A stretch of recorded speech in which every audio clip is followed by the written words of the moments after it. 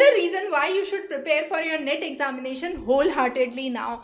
Now, the new ruling says NET has become an eligibility for admissions to PhD. You need not to worry about applying to individual universities separately. You can apply for one NET examination, get a good score, and get a good university for your PhD entrance examination. So this table gives you a gist, and this was one of the recent reports that has come on 27th itself. So under this, if you are applying for a PhD admission, you get admission only to PhD. But if you qualify your NET examination, you have three benefits. One is you can get admission to PhD programs. You can apply for the post of assistant professor at universities and colleges. And then more importantly, if you have qualified your JRF, you are also eligible for the research fellowship. Now, how would the scores be calculated? The universities have been guided to actually calculate the scores on the criteria that 70% marks would be considered for the NET examination and only 30% marks would be given to the interview or the viva voce.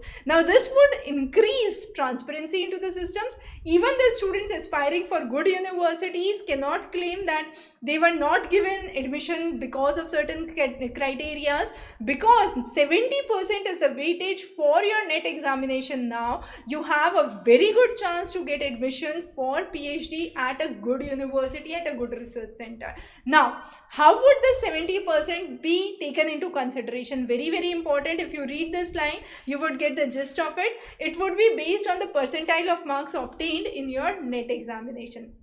That means you have to work harder for your NET examination.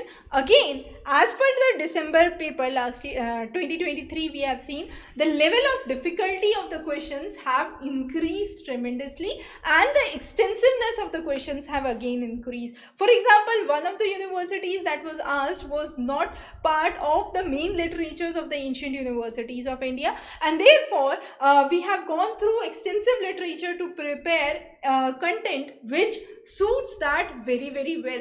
Now, all these topics that have been covered extensively as part of the December paper, which was relatively a bit tricky paper. I would not say it was tricky, but it was more extensive. You require more elaborate knowledge on the subject. For example, questions related to logic were not very basic questions. They require in-depth understanding of the concepts. So students definitely from philosophy background can have a better edge there, but if you are a non-philosophy student, you have to work a little hard to understand the details of the concept of logic, and not superficial understanding of the concepts would work.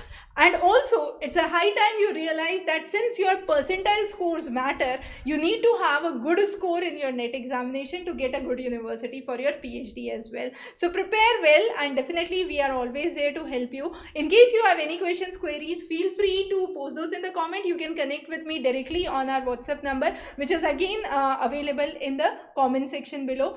Wish you very good luck. Have a wonderful day ahead.